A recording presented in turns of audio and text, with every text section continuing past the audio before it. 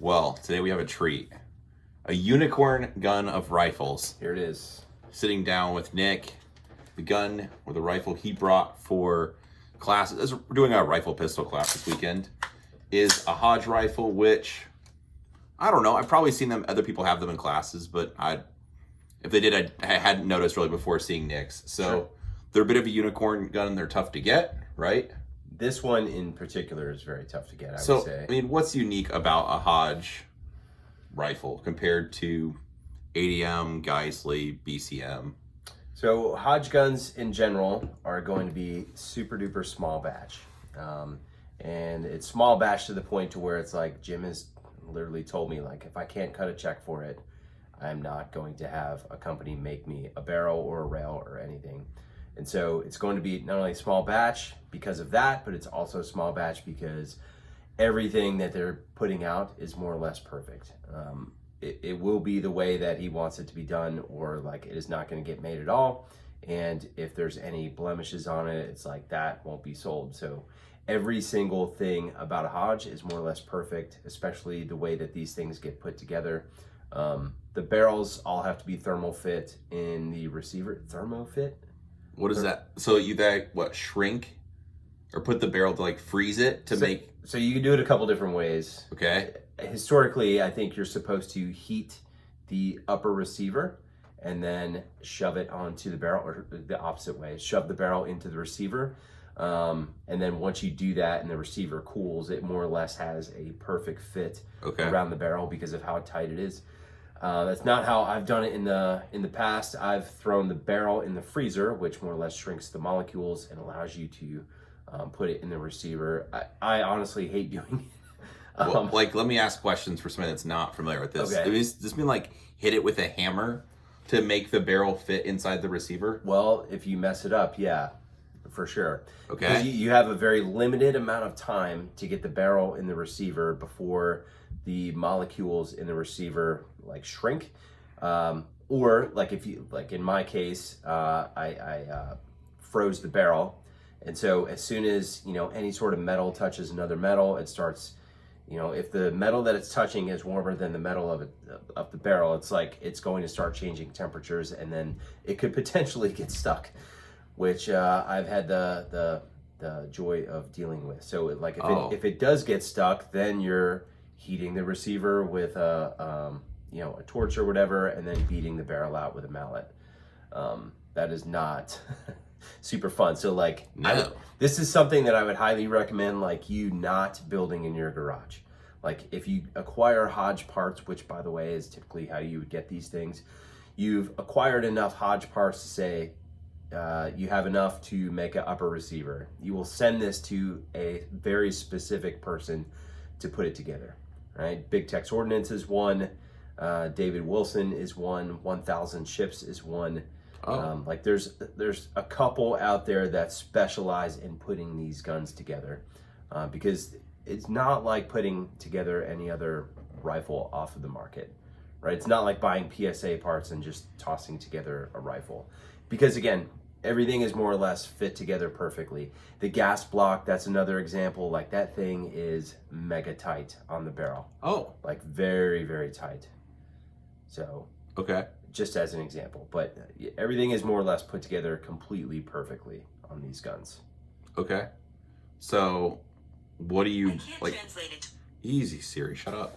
So, what benefit do you get then from this gun being super tight? Is it Yep. more reliable, more accurate, more what? Right on. So, up front, man, if you're not going to be shooting these things a ton, I don't see the benefit. However, if you are going to be shooting these things a ton and you want to have a rifle that you can rely on, I'm not going into harm's way with this thing, but if I fly to a place to teach a class, I kind of need this thing to work. Mm-hmm. Or if you go shoot a match with it, you kind of need this thing to work. So I think that's the benefit that I see out of it. And I don't necessarily have to worry about this gun being dirty, or I don't have to worry about hurting it. I'll throw it in my Pelican and TSA can football punt that Pelican onto the airplane as they do. And it's I know this gun is going to be just fine because of the stuff that goes into this gun, the materials that are used for the receivers, especially the Mod 2s and Mod 3s, like this thing is indestructible. So, Challenge accepted. Yeah, I've never broken anything Hodge, and I've been running Hodge stuff for probably 5 or 6 years now. Okay. And like, if you've known me for all of 2 minutes, like I could show you some things that I've broken. Stuff tends to fall apart. I mean, you're not super careful with stuff. I mean, you use your stuff. If you just look at the side of this thing, I'm like, holy crap! You just got this gun. It's got like little scratches and stuff, dings all over. I mean, you buy. How about this? You own your stuff. Your stuff does not own you. Yeah, and it's like I have a Hodge because I want to use the shit out of this thing. Okay. And I want it to work every single time, and I don't want to have to fiddle around with, parts that could possibly break. I want a rail on a gun that is going to hold 0 for a laser. Like, if you're going to have a laser on it, that rail is just as important as your optic mount, right? Like, your optic mount holds 0 for your optic. You would not want some sort of flimsy ass optic mount. Same exact thing for a rail. So like, if I'm going to mount a laser on it, like, the rail first and foremost needs to be very, very rigid, and these rails are no exception. They're extremely rigid and will definitely hold 0 for lasers. Okay. So what is this particular setup? What is this thing? It's like, it's an 11.5 gun.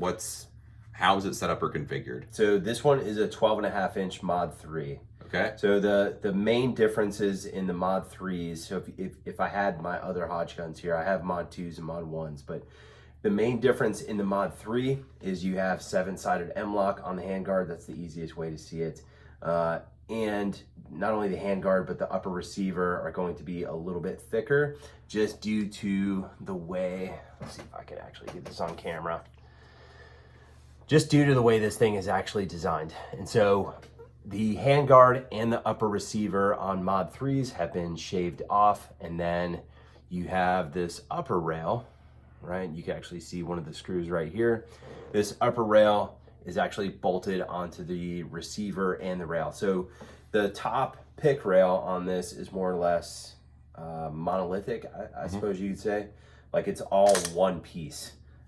So if you're running things like magnified optics with night vision or something in front of it that you want to hold 0, a laser that you want to be on the exact same plane as your daytime optic, things like that. If that stuff means something to you, then the Mod 3 would definitely probably pique your interest, I would say. What's the difference between a Mod 1 and a Mod 2? The materials that they make the receiver out of. Okay. So the Mod 1 receivers, I want to say those are 70, 75, if I'm not mistaken, which is extremely, rigid material. But the Mod 2s are going to be, like, this is a Mod 2 lower on this one. The Mod 2 receivers are going to be lithium aluminum. And to my knowledge, the only other group that uses lithium aluminum is Boeing. So like airplanes. It's probably another reason why these are like super small batch stuff. The lithium aluminum stuff is also like very difficult to anodize, and so that's another reason why they're super small batch.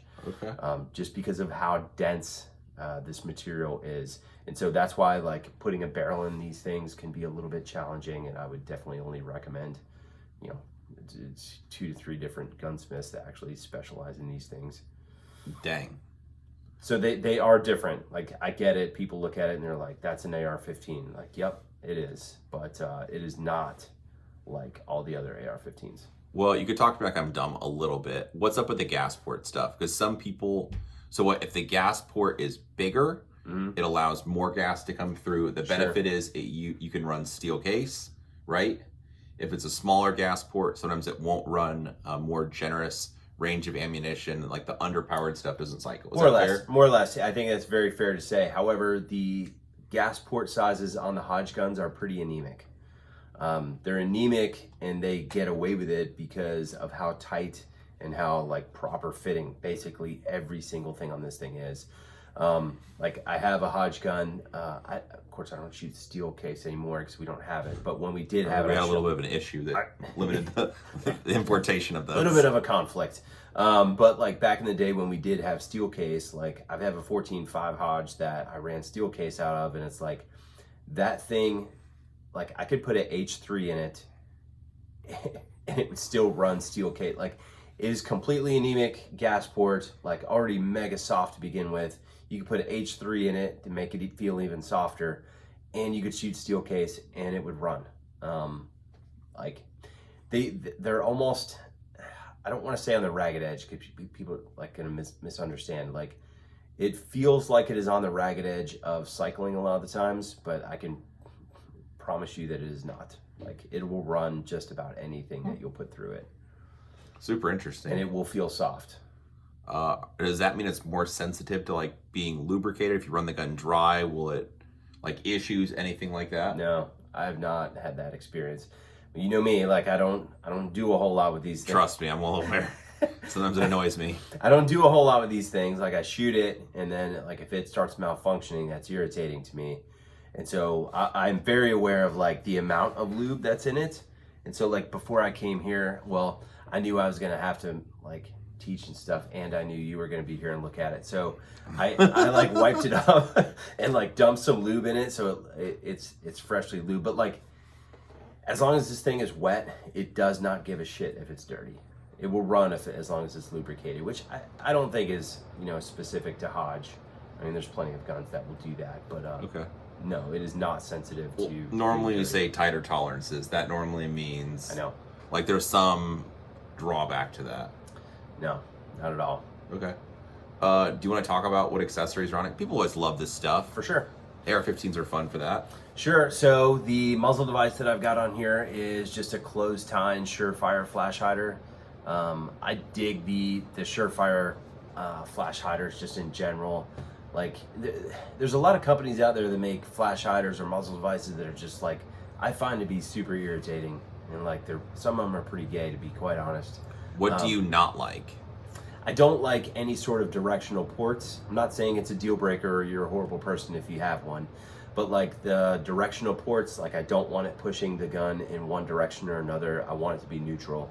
Even if it's a muzzle brake, I just want it to be a break out the sides. I don't want it to push the muzzle down. Not to say that you can't get used to it. You most certainly can, but I really don't like seeing the muzzle dip down in recoil. Okay. So it's just like personal preference type of thing. But in my opinion, like the Surefire muzzle devices are pretty awesome. The way that the can connects to these things is pretty damn good in my opinion. The internet's not going to agree with you. They're going to tell you in the comments about how wrong you are. Well, why? Because they get stuck? Yeah. Well, they get stuck when your muzzle device looks like this. You know what I mean? If it looks like it has green crap all over it, like, yeah, it's not going to want to come off. But like if you clean this thing, you squirt. What were we squirting on it the one day you were cleaning it? It was just more or less like gun scrubber, brake cleaner, that type of just like an oil and degreaser. Yeah, you just squirt that on there and then like scrub it with a brush. And then we used a wire brush. It was quite obnoxious. Well, put your business on the internet.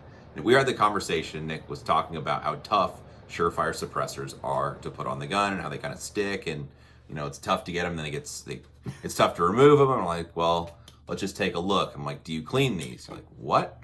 No. It's like, yes. Do you clean the muzzle devices? No. Well, so we look at it, and it like the gun looks even worse than this. And I take his RC2 to put it on the top. You line it up, and I'm like, kind of like almost have to tap the butt of the gun on the ground to get the can on. I'm like, okay, I think we've located the issue. So all we did was just like clean and degrease the muzzle device and the inside of the can. Used a wire brush on this thing for a bit, and then you were back in business, and it was like a whole new thing. They just plop right on there. Go figure. Yeah, so they do require a little bit of maintenance in regards to the cleaning piece, but that's like gun ownership. Yeah, pretty much. Moving back, we've got a mod light. This one is the OKW. Mod light has basically two different heads in terms of this size light. So you have an OKW and PLHV2. This is the OKW, which is the one that has more throw. Oh, baby. The more throw, I really, really dig. So it's higher candela. Higher candela. I really dig the higher candela stuff, especially with a suppressor. When Joel and I were messing around with some lights at nighttime, that was like one of the first things we noticed. Like the higher candela stuff was able to get past the suppressor, so you didn't see as much suppressor shadow, if at all. So, yeah, well, people should check that out if they haven't. There's one video on my YouTube channel, one's on Nick. But basically, we just used a variety of different types of lights. I realize this is a 9mm pistol can, but basically, if you put this on the end of the barrel and then you turn on the light, this thing is going to be blocking a bunch of the light. Yeah. So then what we discovered was having more candela or more focused beam was better about like basically shining out farther. And otherwise the suppressor, the side of it, was blocking a lot of those lights. For sure. So you didn't have quite the reach, or you couldn't see as far away. Yep. All right. What's this nonsense? This is Looks like some Navy SEAL stuff. For sure. This is a Wilcox Radex, just for shooting with nods on. So, So it has a Viz laser and a IR laser and IR flood. So it's just an aiming device. For people not familiar, so he's talking about a daylight visible laser, the IR infrared laser. So you'd only see that with night vision. Otherwise, with just right now, if you turn it on, we wouldn't know whether it was on or off. For sure. I sometimes get questions about lasers. I try to stay away from that just because it's like there's probably better people to talk to about like which one to get, in my opinion. Like some people, like this is their, like Jamie Caldwell, like this is his entire life, like revolves around night vision stuff. So he's probably the better one to ask about these. But like, first thing that I would say the biggest thing that I like about the Radex in particular, if you can get your hands on one of these, like I think they're really awesome. The first reason is like because this is directly over top of the bore, like your pointer, this thing is way easier to zero than any of the other lasers on the market, in my opinion. Well, that being centered over the bore is the other part is if you have like your dots over here off the side, then it's going to be going towards your muzzle diagonally. Yeah, you have to make it converge at some point. Or you'd have it to the options that are parallel. So it just goes alongside, and when you shoot, you know the laser's over here, so your bullets are always going to impact to the right of it or the left. Yep. Otherwise, if you do the converging zero, it's like your muzzle's pointing this way and the laser's pointing this way. So you have to pick the distance at which those two are going to converge, and that's what you zero for. But then if you shoot closer or farther away, it's going to be one way or the other. Yeah, I always pick the converging just because like the daytime optic gets zeroed at 50. I zero this at 50 as well. And it's like, it's a really easy thing to do for me because I can just basically turn this thing on and look through this thing. And it's like, if the dots line up, I know that both of them are zeroed, or my laser at least is zeroed. The light is green, the trap is clean. That's right. Sure. You don't know that movie either. This is a, I'm guessing, mod button. Is that right? Yep. We got some mod buttons on here to run the flashlight and the laser. Okay. Moving back, we've got a Magpul RSA sling mount. So I'm a fan of the Magpul RSA sling mounts just because this thing gets it up and out of the way. I like to run the sling closer to the receiver, and I've found that, you know, plugging the sling in lower like this, like if I come off of a reload, the sling will basically be in the way, like it'll get stuck in the web of my hand. So I like the sling to be up and out of the way of my hand. So the Magpul RSAs are pretty much my go-to. And then Aimpoint T2 on a Parker Mount Machine Red Rum mount. So it's their 187 mount. So if you spell Red Rum backwards, it's the murder mount. Oh, all right. I didn't know that. Learn something new every day. I knew the 187, but...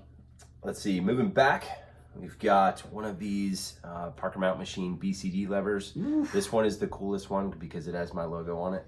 Oh. So I'm a little biased. See it right there. It says GBRS, real small. That's right.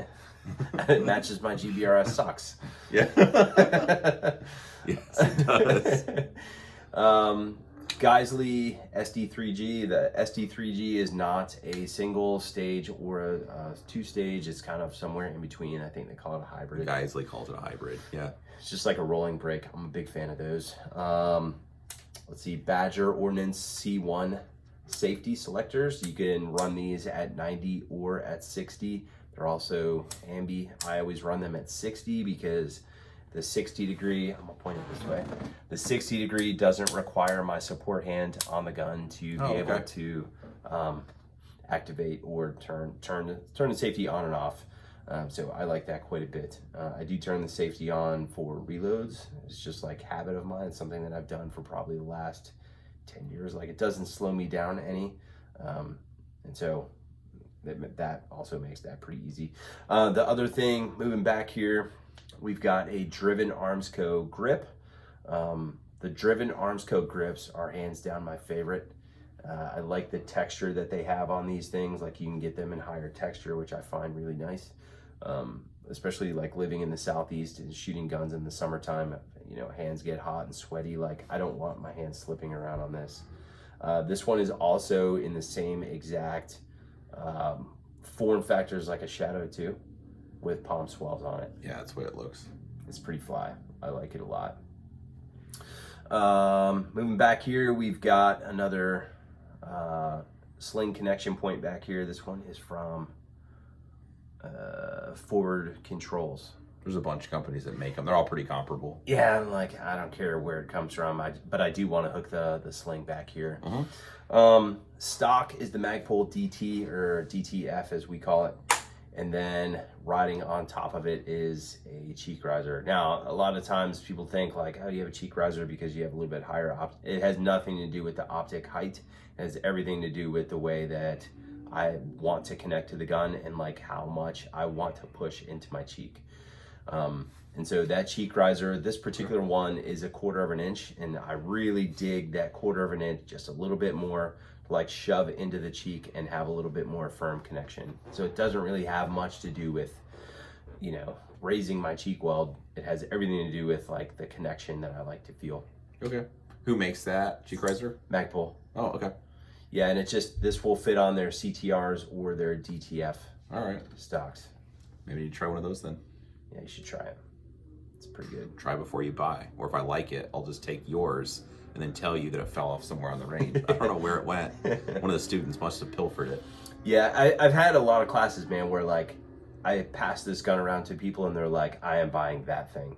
Like, that's the one thing that I'm missing on my stock. Like, I'm not getting a good consistent cheek weld like I'm getting with yours. These things are relatively inexpensive too. I want to say you can get them for like, I don't know, 15, 16 bucks on Amazon. So it's like, you can get a couple different sizes, play around with it, see which one you like. The ones that I always fall back on are the 1/4 inch ones. Okay. So, but learn something new. Yeah. Cool. Anyway, that is the Hodge Mod 3 12.5 inch blaster. I like it. Kind of interesting. At least it's something I'm not familiar with. So I appreciate you talking about it. Of course. All right. Well, if you guys have any questions for Nick, drop it below. I'll try to get him to answer it, or we'll just make it in the video if we have to. So appreciate you liking or watching. Like, share, subscribe, and all that crap if you feel like it. If you don't, that's okay too. Have a good day.